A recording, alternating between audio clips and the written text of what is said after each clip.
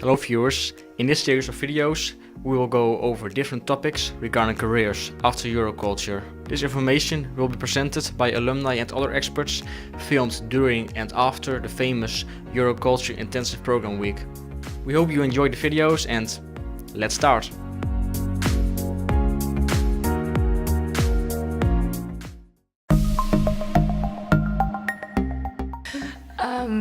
So actually I think I tried both. So after I graduated, I stayed in Göttingen for another year, and I took my test staff, so like the C1 German exam. So I was studying for that.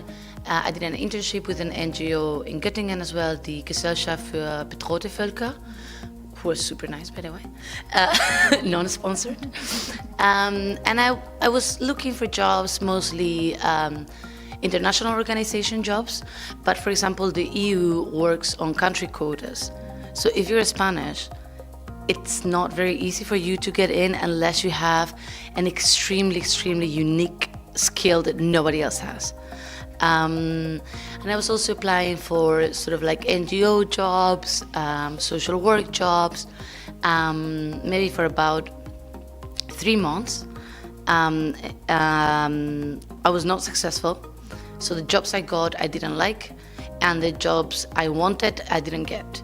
And I knew that there was a university because I knew somebody already studying at my current university, and I thought, well, they have very good PhD grant system that also works from the Commission. So it's funded by the EU. The EU distributes funds to every member state. So it's also very nicely institutionalized at the EU level. And I said, I'll apply. If I don't get it, I will keep on job hunting. If I get it, I will consider whether I want to do it. Well, it's a kind of subsequent or a sequence of events, because Euroculture, during my third semester when I spent in Göttingen, in Berlin, I did my internship at the Institute for Cultural Diplomacy. It's an NGO organizing events with a former head of states, the diplomats, and this kind of high profile personality.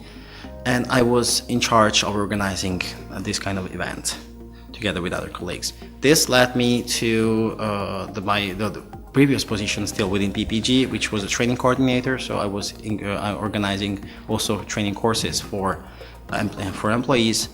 And thanks to the experience I had in Berlin, I was hired as a training coordinator. So I started my career in the company I work for also currently. Finding a job is always a bit of luck, being at the right time in the right place. So create the opportunities to have this luck, and don't be so stressed out for that also. I didn't have any problems there because also I think because I'm European and I speak fluently German, so finishing my master program in the country where I speak the mother tongue was easy to find a job, and I had a student job at the university in the same office where I afterwards worked, so that made my entrance into the labor world quite easy. Me, I was a bit tired of being asked the same questions. The questions like, where do you see yourself in 5 years? Why are you applying for this job? 5, can you name 3 of your positive qualities and 3 of your negative qualities? These things are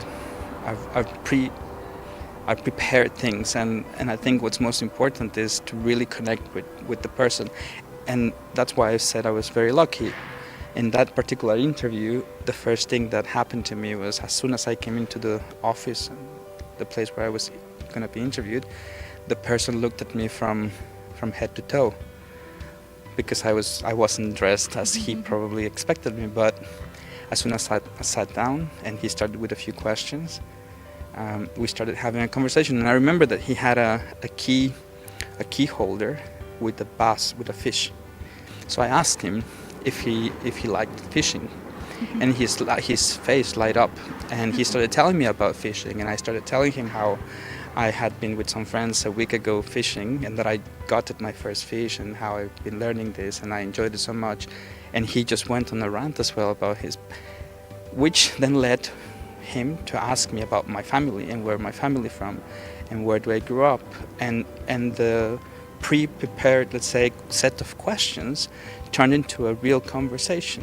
Towards the end, he asked me one last question. He said, "Juan, do you know that if we hire you, you will have to cut your hair and trim your beard?" And I said, "Of course, it's a given." And I was hired 2 days after I got a call, and I very politely refused that offer. I felt like I'd made the worst decision in my life, of course, after I hung up the phone. But that was also the thing that pushed me to Europe and to start pursuing something that I really, really wanted. One of the things that I've observed is that those pre-prepared questions, or those still exist, and there are many companies that still use that traditional method, but it's changing little by little. And I think the most important thing is to connect with people, and don't be afraid of being yourself, and express yourself freely about interests, likes and dislikes, if you have the opportunity, of course.